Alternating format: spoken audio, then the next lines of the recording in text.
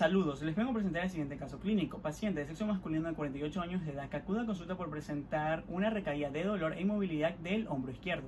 Dentro de los antecedentes personales y familiares no refiere un antecedente de importancia. Enfocándonos en la historia de la enfermedad actual, el paciente refiere haber sido diagnosticado hace 2 años de una tendinitis sobre el tendón supraespinoso del miembro izquierdo, obtenido mediante una resonancia magnética. Ante esto, cumplió un tratamiento a base de distintas técnicas, entre ellas infiltración con corticoides, acupuntura y 3 dosis de infiltrados concentrados plaquetarios. Se procedió a realizar el examen físico mediante técnicas básicas como inspección, palpación y la exploración de los movimientos, involucrando la movilidad pasiva y activa. A continuación, abordaremos el examen físico de la columna vertebral. Para esto la dividiremos en 2 segmentos, uno cervical y otro dorso-lumbar. Segmento cervical, inspección. Para esto necesitamos que el paciente se encuentre en una posición sentada, que el tórax esté lo más descubierto posible, siempre y cuando cuidando el pudor del paciente. Visualizaremos la rectificación de la columna, que no exista una hiperlordosis, una cifosis marcada o cualquier deformidad que nos llame la atención. Palpación. En esta vamos a palpar todas las apófisis espinosas de este segmento.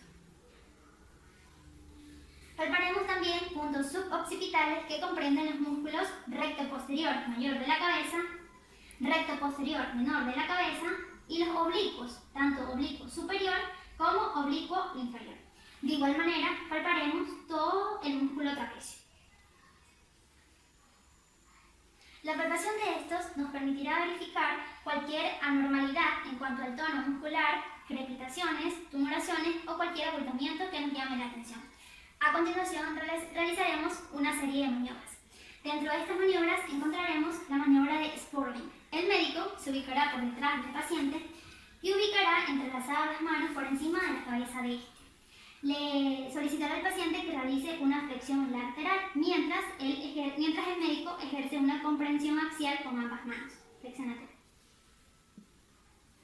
Posterior a esto realizamos la maniobra de Valsalva. Para esto le solicitaremos al paciente que realice una inspiración y una expiración, pero con la glotis cerrada. Para que el paciente nos entienda, le diremos que imite el proceso de la defecación. Bien. Por último, realizaremos la maniobra de Knapfinger Jones. El médico se ubicará por detrás del paciente y vamos a comprimir ambas venas yugulares. Nos visualizaremos mucho del músculo externo cleidomastoideo. Vamos a comprimir ambas venas yugulares durante unos 10 segundos. Luego le solicitaremos al paciente que tosa. Si el paciente refiere dolor en alguna parte de su cuerpo, esta maniobra es positiva. Es importante recordar que todas estas maniobras las realizamos para incrementar la presión intratecal y por ende cualquier dolor o cualquier abultamiento o cualquier alteración que nosotros no vimos en un principio con estas maniobras se pueden hacer visibles. Exploración de los movimientos. Para esto le solicitaremos al paciente que realice ciertos tipos de movimientos. Es importante para el examinador que conozca cuáles son los movimientos que realizan ciertos tipos de articulaciones. En este caso, como el segmento cervical es uno de los segmentos más móviles, le solicitaremos al paciente que ubique su mentón en el tórax. Ahí estaríamos valorando la flexión. Para la extensión simplemente se le indica que aleje el mentón de la horquilla externa. Luego que realice movimientos de rotación de su cabeza y movimientos de lateralización, tanto derecha como izquierda. A continuación, procedemos con el segmento dorso-lumbar. Para la exploración de este segmento vamos a requerir que el paciente adquiera una posición de bipenetración, es decir, de pies. Lo invitaremos también a que adopte una posición neutra, es decir, que ambas manos estén avanzadas por su cuerpo y los pies se encuentren juntos y separados en las puntas aproximadamente unos 10 centímetros. El médico se observará por delante a unos pies de distancia del paciente y lo observará de frente, de perfil y por detrás. De frente. De frente el médico va a trazar líneas imaginarias, las cuales van a pasar por encima de sus hombros, sus crestas ilíacas y de sus rodillas. Todo esto con el fin de observar que el paciente no presente ningún tipo de heterotrofismo. Es muy importante valorar su conformación nutricional, ya que ciertos estados como el sobrepeso también se manifiestan con dolores a nivel de este segmento. Visualizar mucho la piel, que no presente cualquier tipo de tumoración, cualquier tipo de alteración que a simple vista nosotros podamos observar. Es importante verificar que ambos hombros estén simétricos.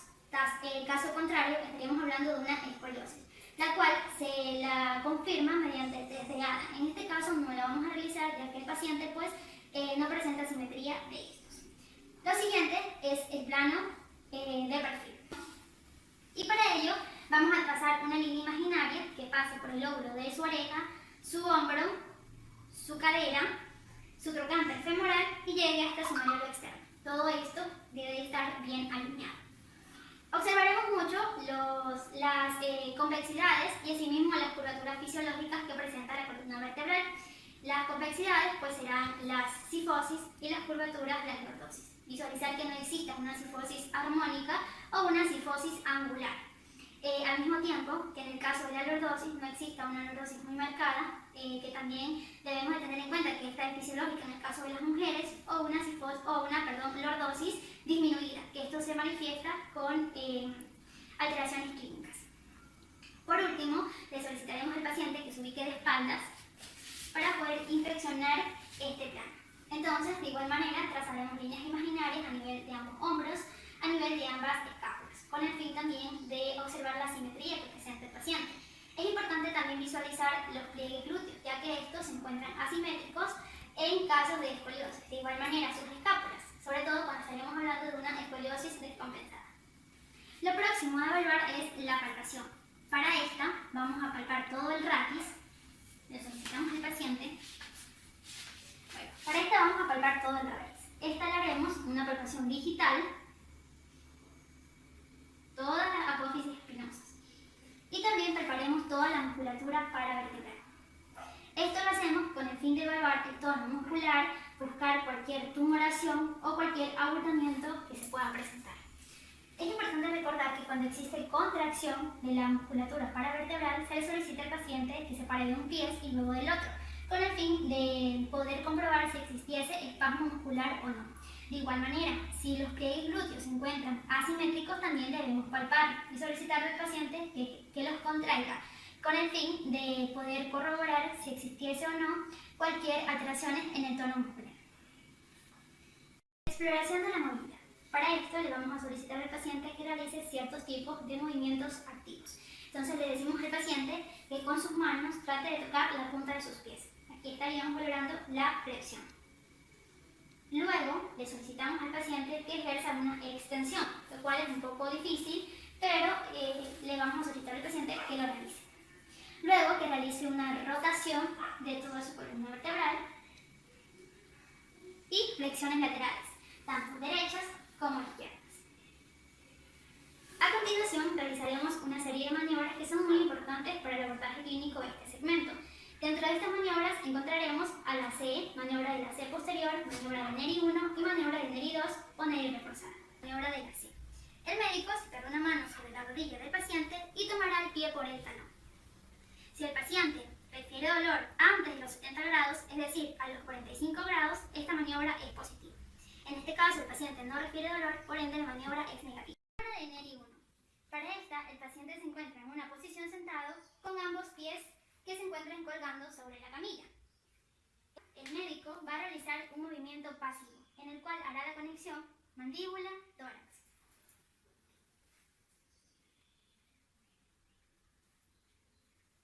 Si el paciente refiere dolor a nivel de sus miembros inferiores, esta maniobra es positiva. Como la maniobra es negativa, procedemos a realizar la maniobra de Neri 2 o Neri reforzada. Para esto, vamos a elevar la pierna del paciente hasta el punto máximo donde él no sienta dolor. Le decimos que la mantenga en esa posición y vamos a hacer lo que hicimos anteriormente en Neri 1. Entonces vamos a hacer la conexión mandíbula-tórax. Si el paciente refiere dolor a nivel de la pierna, esta maniobra es positiva. En este caso es negativa. Examen físico del hombro. Para esto le solicitaremos al paciente que se ubique en una posición de bipedestración, es decir, de pies. Debemos también de verificar que el tórax se encuentra lo más descubierto posible. siempre y cuando cuidando el pudor del paciente. Vamos a realizar una inspección por delante, por detrás, por encima y lateralmente. Lo primero a realizar es trazar una línea imaginaria que pase por encima de ambos hombros. Debemos verificar también muy bien cuál es la postura del paciente, cuál es la postura del hombro, cómo se encuentra la conformación del tórax. Visualizar también cambios en cuanto a la piel, como la presencia de fístulas, equimosis, edemas o cualquier característica que a nosotros nos llame la atención. En este caso podemos observar la presencia de fístulas a nivel del vientre muscular del bíceps en el hombro izquierdo del paciente. Palpación.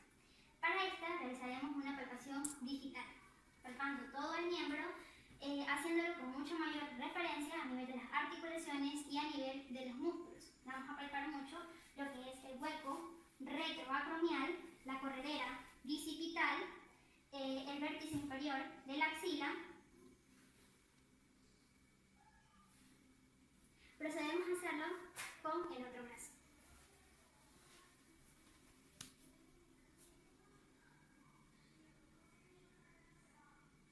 Como había mencionado anteriormente, el paciente presenta una fístula a nivel de su hombro izquierdo.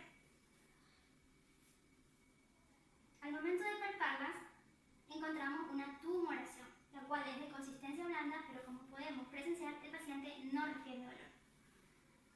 Palpamos también la parte axilar. Ahora evaluaremos la exploración de los movimientos.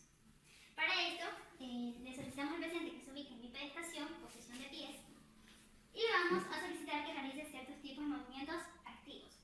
Entonces le vamos a pedir al paciente que junte sus manos por encima de su cabeza y las alce, las eleve realizando una abducción. No puedo.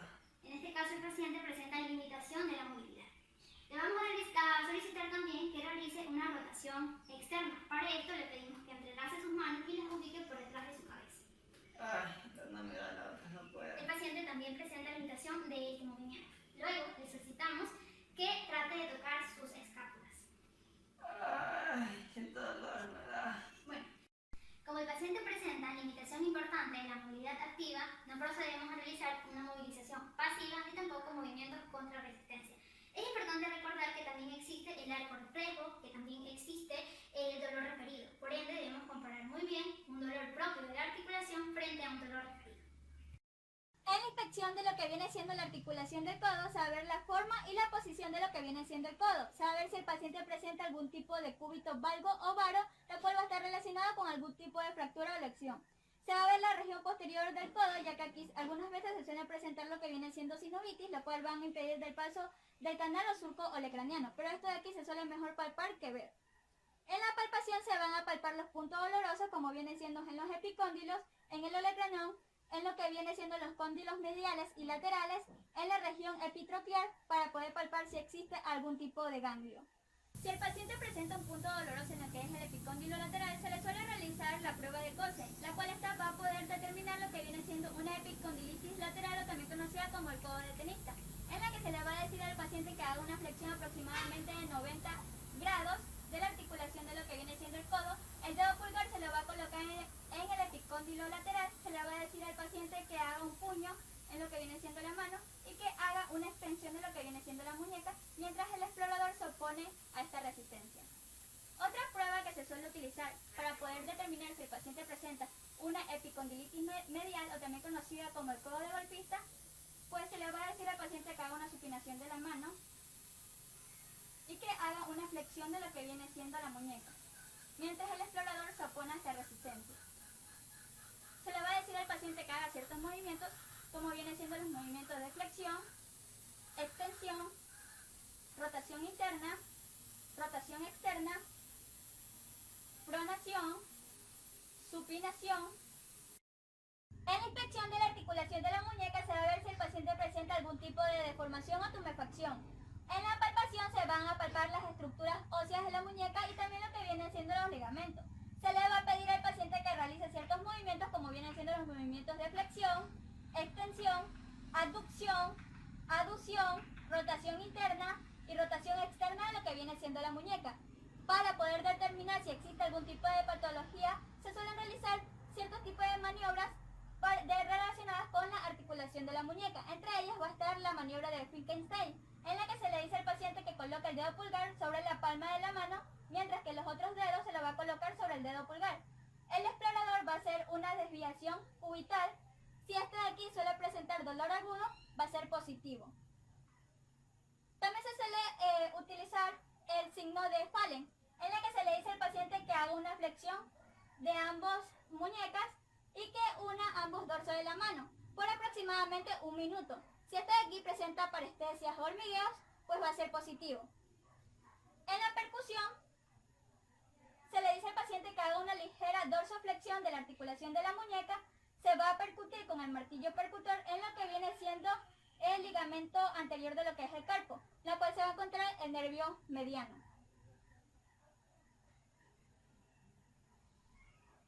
Si este de aquí presenta parestesias o hormigueos, pues viene siendo positivo debido a una compresión del nervio mediano. Y esta va a ser denominada como el síndrome de túnel carpiano. En cuanto a lo que viene siendo la inspección de lo que viene siendo la mano, se va a ver si presenta algún aumento de volumen, si presenta algún tipo de deformación, y también se va a ver el aspecto de la musculatura de los músculos interóseos. En la palpación, el explorador con el dedo índice y el dedo pulgar va a formar lo que es una pinza de forma vertical y va a palpar lo que viene siendo las articulaciones. Y luego lo hace de manera lateral para descartar algún tipo de deformidad. Se le va a decir al paciente que realice ciertos movimientos con los movimientos de flexión, extensión, aducción, abducción, rotación interna del pulgar y rotación externa del pulgar. A continuación vamos a hablar sobre el examen físico de la articulación sacroiliaca. En estas diferentes maniobras, y entre las primeras podemos hablar sobre la maniobra de cierre o de Bulkmann, en la cual ponemos nuestras manos en las palas ilíacas del paciente cuando está en decúbito supino y hacemos movimientos hacia adentro, tensando los ligamentos posteriores sacroiliacos. La siguiente es la maniobra de apertura o de Erickson, en la cual hacemos lo mismo con el paciente en el mismo sentido y empezamos a hacer como abrir las palas ilíacas. Entonces esto va a tensar lo que son los ligamentos anteriores sacroiliacos. Acompañando podemos decir al paciente que se ponga de lado, de decúbito lateral, y hacemos lo mismo para tensar los ligamentos posteriores. Hacemos lo mismo en situación contralateral y en caso de que el paciente refiera algún tipo de dolor, significa de que tiene una sacroilitis posterior. Por consiguiente, tenemos que poner al paciente en decúbito prono y buscar el punto sacroiliaco, en la cual lo vamos a hallar en que esté un dedo por debajo del hoyuelo de Venus, que corresponde a la espina ilíaca, y comenzamos a presionar. Luego vamos a realizar la maniobra de Faber, en la cual el paciente en decúbito supino vamos a llevar su tobillo a la rodilla contralateral y vamos a fijar nuestra mano en su pelvis. Luego vamos a llevar la rodilla hasta el plano de la mesa. Si llega a referir algún dolor, significa de que tiene una sacroilitis en este lado del lado izquierdo. Luego tiene que realizar del lado contralateral. Por consiguiente, la maniobra de Ganslen, tenemos que tener la pierna fuera de la camilla y la otra vamos a flexionarla y llevarla hacia el tórax. En caso de que el paciente refiera algún tipo de dolor, será del lado contralateral. Ahora vamos a realizar la exploración de cadera. Iniciamos con la prueba de Trendelenburg. Esta la realizamos con el paciente de pie y apoyado en una sola pierna. La prueba resulta positiva si la pelvis del lado no apoyado y el surco glúteo desciende, y esto puede deberse a una debilidad glútea, por atrofia muscular o poliomielitis. También puede deberse a una inhibición glútea por coxalgia, una coxa vara o una luxación congénita de cadera. Luego se examina al paciente en bipedestación, tratando de detectar una inclinación pelviana y que en caso de que exista, esta puede deberse a la deformidad de la cadera, que exista una pierna más corta que la otra, o en caso de escoliosis, coxartrosis, así como también una atrofia muscular glútea antes mencionada. En la exploración de cadera es muy importante determinar si el paciente presenta un acortamiento de la extremidad inferior. Con el paciente en decúbito dorsal vamos a observar los talones del paciente. Estos, al encontrarse en un desnivel, expresan un verdadero acortamiento del miembro inferior del paciente. Ahora, para determinar el lugar de la alteración que produce el acortamiento, primero vamos a ubicar nuestros pulgares en las espinas ilíacas ante los superiores del paciente y el resto de los dedos en los trocánteres mayores del paciente. Si existe un acortamiento de la distancia, podemos determinar que la alteración se encuentra superior al trocánter mayor del paciente. En cambio de que no haya ninguna alteración en la distancia, pasamos a pedir al paciente que flexione las rodillas y vamos a juntar sus talones. En caso de que una rodilla se encuentre más alta que la otra, esto va a determinar que la tibia del paciente, donde la rodilla se encuentra alta, es más larga que la contralateral. Y en caso de que la rodilla se proyecte más adelante que la otra rodilla, va a determinar que el fémur de la rodilla que se proyecta más es la que se encuentra más larga.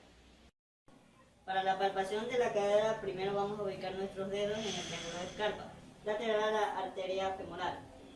Aquí nosotros vamos a palpar la cabeza del fémur, en busca de tumefacciones o hipersensibilidad. Y al rotar la pierna medial y lateralmente en las coxartralgias, vamos a percibir crepitaciones. Ahora con el paciente en decúbito lateral, vamos a palpar el trocánter mayor. Este va a presentar dolor en caso de la esternocleidosis trocanteria y a la abducción contra resistencia. En la exploración de la rodilla iniciamos con la inspección en busca de alteraciones de la alineación. Podemos encontrar alteraciones como el genus valgum o piernas en X y el genus varum o piernas en paréntesis en el plano frontal. En el plano anteroposterior podemos encontrar alteraciones como el genus recurvatum, que se considera una hiperextensión de las rodillas, o el genus flexum, que es una flexión patológica de la rodilla. Ahora pasaremos a la búsqueda de tumefacciones. Si esta se encuentra generalizada, será indicativo de algún derrame sinovial, una hemartrosis, una piartrosis o una lesión ocupante del espacio, o simplemente se debe a una proliferación sinovial. En caso de que la tumefacción se encuentre localizada, dependerá del lugar de localización para su diagnóstico.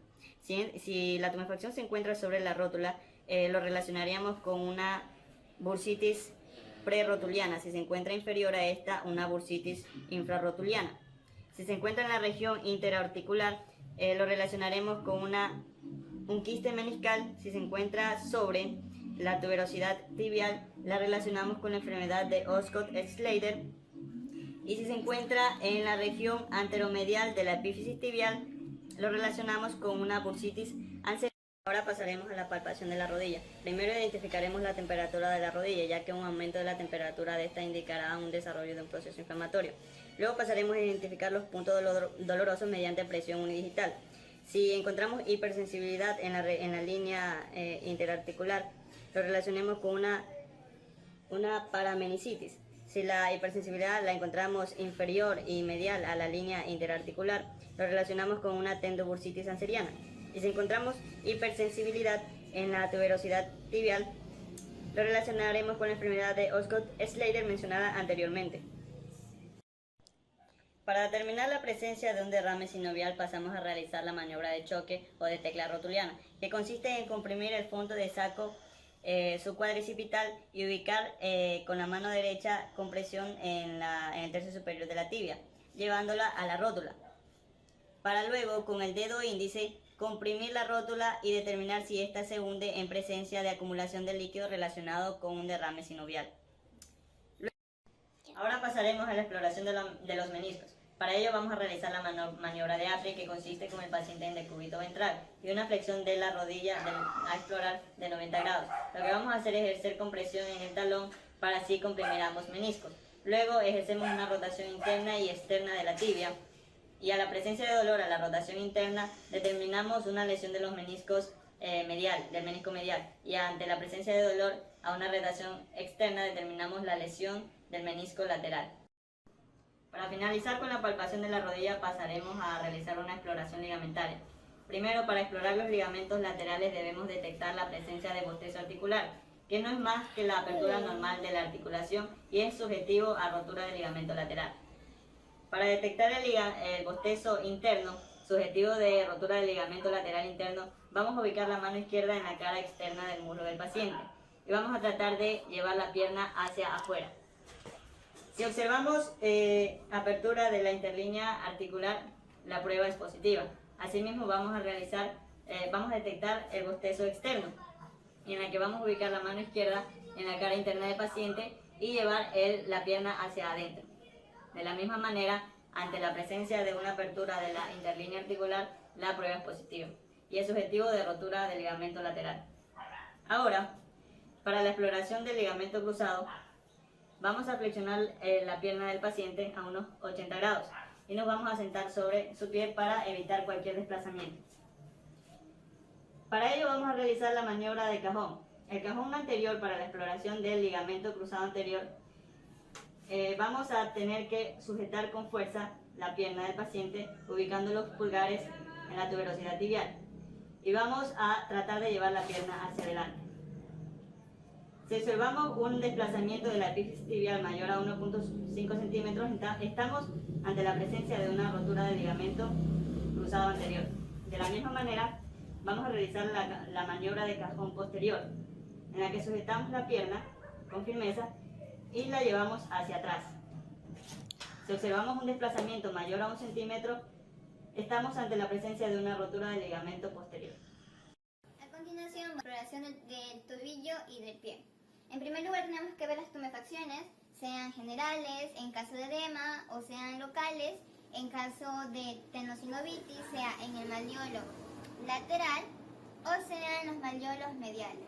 Hay que ver sobre la movilidad tanto de dorsiflexión del paciente como también de verticulación subestragalina y medio terciana. Hay que buscar puntos dolorosos en caso de tendinitis aquilea o de brucitis preaquilea. Se debe de evaluar el tendón de Aquiles visualizando el arco doloroso, con el paciente en decúbito prono y con los pies colgando en el borde de la camilla. Se debe de observar si algún edema o hinchazón está en la zona de inserción del tendón y se va movilizando de acuerdo a la flexión plantar o de la dorsiflexión del pie. Luego se tiene que palpar el recorrido del tendón de Aquiles para ver o visualizar si hay alguna anomalía en ese trayecto. Luego se va a realizar la maniobra de Thompson, en la cual se debe de flexionar y en el tercio medio, por debajo de la zona con mayor diámetro, se empieza a palpar y se va a visualizar si se mueve de forma pasiva o activa la flexión, la parte del pie, como podemos observar ahorita. Se debe de comparar asimismo con el lado contralateral. Se le pide al paciente que se levante y se va a observar los pies de frente para compararlos. La alineación tiene que estar con el primer dedo, o sea, es decir, esta alineación. Además de que tiene que verse si hay existencia de dedos en garra o dedos en martillo. Y cuando se tenga que ver el pie lateralmente, tiene que revisarse si el borde medial hay presencia de pie plano o existencia de pie cabo, que son alteraciones que van a modificar la arquitectura de la piel. Además de ver si hay existencia de callo o de algunas afecciones que puedan ver en el borde lateral o en el talón de Aquiles. Luego observaremos el tobillo en el paciente en posición neutra. Pedimos al paciente que se ponga de puntillas y se logra observar un varo bilateral. Esto es algo normal. Exámenes complementarios. Dentro de los exámenes complementarios se realizó una radiografía simple donde se evidencian lesiones líticas glenumerales y de la cabeza del húmero, geodas destructivas articulares. Dentro de la tomografía axial computarizada se evidencian las lesiones destructivas glenumerales líticas acompañadas de las geodas de la cabeza y glena humeral. Estas se asocian con cierto grado de esclerosis y de material blando difuso. El cuadro en sí sugiere una sospecha de un cuadro inflamatorio infeccioso. Ante esta sospecha de un cuadro tuberculoso se proceden a realizar la prueba de Mantoux, tuberculina, y la limpieza quirúrgica de la zona afectada. La sustancia obtenida mediante esta limpieza procederá a estudios microbiológicos y anatomopatológicos. Dentro de los estudios microbiológicos, al cabo de 6 semanas, el cultivo presenta positividad al crecimiento de Mycobacterium tuberculosis. Y dentro de las pruebas anatomopatológicas se evidencian granulomas caseosos, lo cual afirma el diagnóstico presuntivo de una tuberculosis osteoarticular. Tuberculosis osteoarticular es un tipo de tuberculosis que va a afectar a los huesos y a las articulaciones. Esta representa del 3 al 5% de las tuberculosis extrapulmonales y cuando se presenta debemos de pensar de un foco primario. Además de que se caracteriza por ser monoarticular, es decir, que solamente afecta a una articulación, en este caso clínico al hombro, y presenta signos de inflamación articular, además de dolor y impotencia funcional, y llega a producirse abscesos fríos, que son muy característicos de esta. El diagnóstico casi siempre es tardío debido a la inespecificidad de los síntomas, además de la falta de sospecha por parte del médico debido a su baja incidencia. La presentación clínica de este es de un inicio insidioso y vale recalcar que una persona que la padezca debe de dar positivo a la prueba de la tuberculina. El curso de la enfermedad es lento y esta provoca una hipertrofia, así como también una formación de tejido de granulación en la sinovial, además de derrame articular e incluso llegar a la erosión del hueso. En el caso del paciente, este ya presentaba un aumento difuso de las partes blandas, así como también focos de esclerosis y destrucción lítica glenohumeral. En los cambios que se pueden apreciar inicialmente en una radiografía se encuentra la reacción perióstica y la osteopenia, y luego se puede encontrar zonas líticas, así como quistes subcondrales y erosiones. Sin embargo, en el paciente, como ya habían transcurrido varios meses desde la aparición de la sintomatología, se pudieron encontrar erosiones articulares con alteración de la línea articular en un contexto de una osteoporosis yuxtaarticular, erosiones óseas localizadas periféricamente, así como también un progresivo estrechamiento de la línea articular, lo cual se reduce en la triada de Phemister, que es una triada característica de la tuberculosis osteoarticular. En el caso del paciente, del caso clínico, a él se le realizaron los exámenes complementarios de radiografía, TAC y diversos exámenes bioquímicos, en los cuales se hallaron indicios de inflamación infecciosa y por ende también se pensó en la posibilidad de tuberculosis. Sin embargo, cuando se vio la radiografía de tórax, no se encontraron secuelas de un foco primario y por eso se le realizó la prueba de la tuberculina, a la cual dio positivo. Con ello se le realizó la limpieza quirúrgica y se extrajo material biológico para realizar cultivos y pruebas microbiológicas e histológicas, que concluyeron a las 6 semanas que creció en el cultivo Mycobacterium tuberculosis, confirmando así el diagnóstico de tuberculosis osteoarticular. Y al paciente se le instauró un tratamiento con antibióticos antituberculosos, que incluye la isoniazida 300 miligramos al día, la rifampicina 600 miligramos al día, el etambutol 15 miligramos por kilo al día y la piracinamida 20 miligramos por kilo al día. Gracias.